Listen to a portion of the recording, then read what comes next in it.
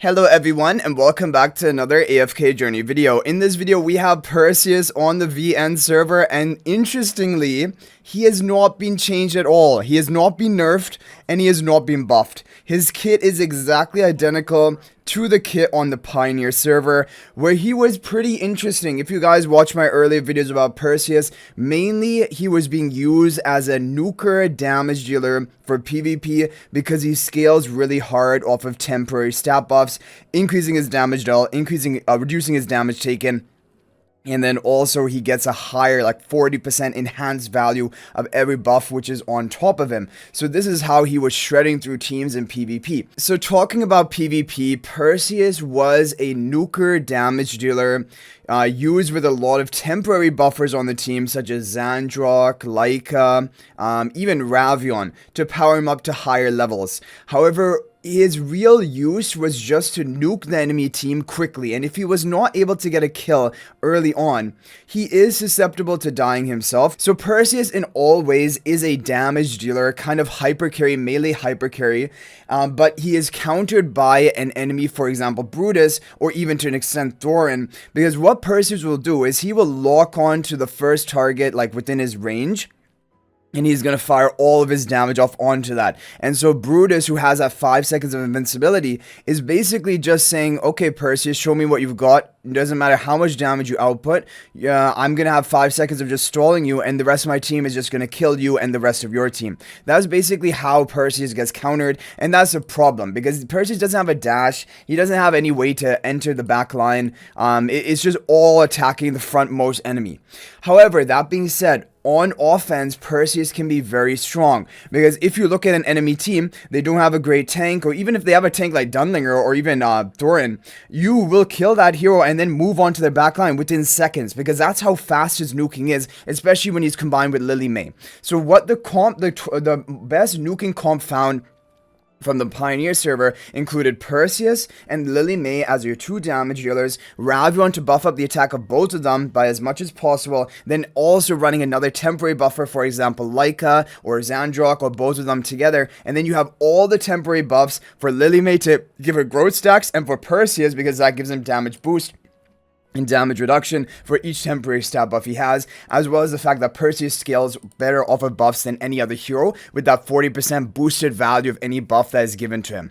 So that was the kind of comp. Daemon could also work rather than Zandrock, because Daemon also gives a temporary stat buff, or you can even use a seasonal artifact or even enlightening spell, because that gives a non-permanent stat buff as well to scale harder. So that was basically the meta as a nuking team, and with Lily May plus Perseus, and if the opponent doesn't have like a Brutus or a great tank, you will just shred and melt the entire team one by one. Everyone is dying, and you're completing Ravion's objective. Now, the thing is, Brutus hard counters this comp so much, because how do you complete Ravion's objective to get that boosted attack?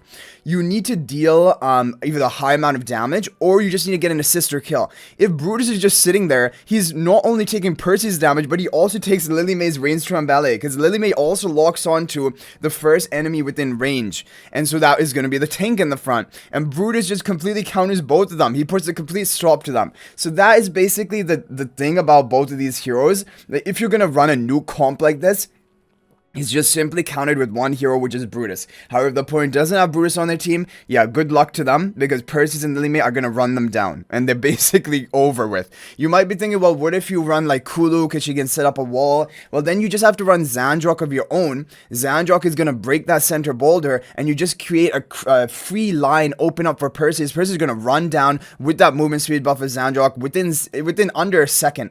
Perseus is already going to be bashing the enemy team, and so that isn't really a counter. It's just really Brutus, or if any sort of tank.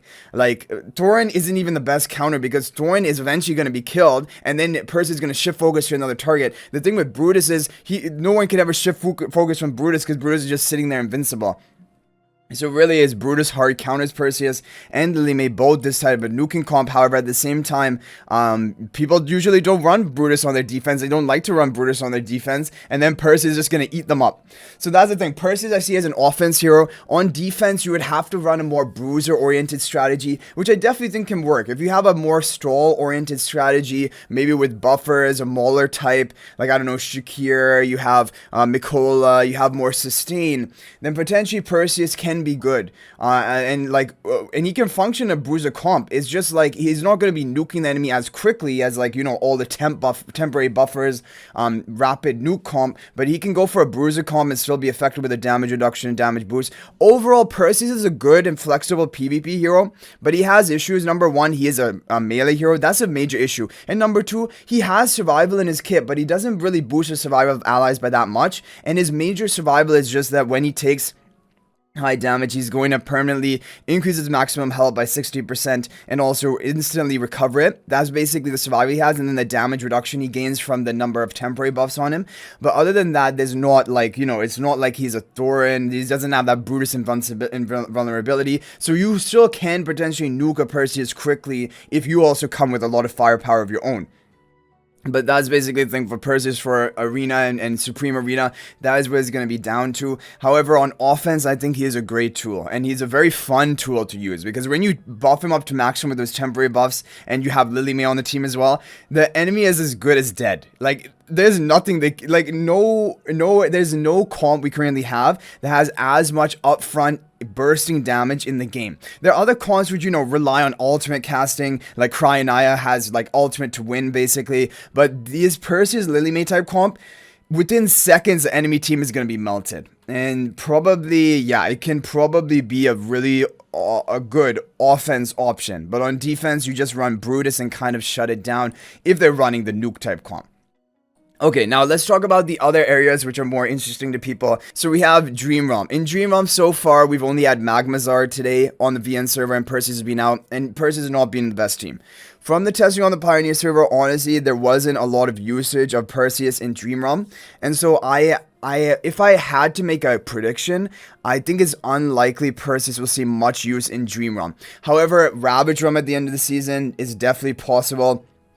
But for Dream Realm, regular Dream Realm, we just have so many good damage dealers, we have so many good buffers in Dream Realm, that Perseus, honestly, I don't think he does quite enough to make him, a great damage dealer for Dream Realm, but we'll have to wait and see. And who knows, we have the Blightstream, Dream Realm boss coming tomorrow. I'm really excited to see the meta of that. It is like a non-ultimate based meta, and like Perseus, he doesn't really need his ultimate. A lot of his damage is just converting his regular damage to true damage, and that will happen when he has temporary buffs being applied to him. And I think Makola is probably Honor Arena, the attack buff. I think that will probably consider as a temporary buff. And so maybe that will enable him, but we'll have to wait and see for the meta of the Blightstream Dream Realm boss tomorrow. That's what I'm most looking forward to, and potentially Perseus could see some use. But I think overall, Perseus is not really going to be great in Dream Realm, and because there are so many other good options which I think do his job better. I think they're better damage dealers than him, and there are also, of course, better buffers than him. So what is he really going to bring to the table? We'll have to wait and see. For AFK Stages, I don't know. Like, potentially AFK Stages, yes, he could be fine. I think he would fill out more of a tank role to take some of that initial damage at the beginning. There could be some uses of that. But, like, you know, even Zany is seeing quite a decent amount of AFK stage use in the new season because she has her 2 towers. Those can take that damage for your team. So, really, Zany is kind of like...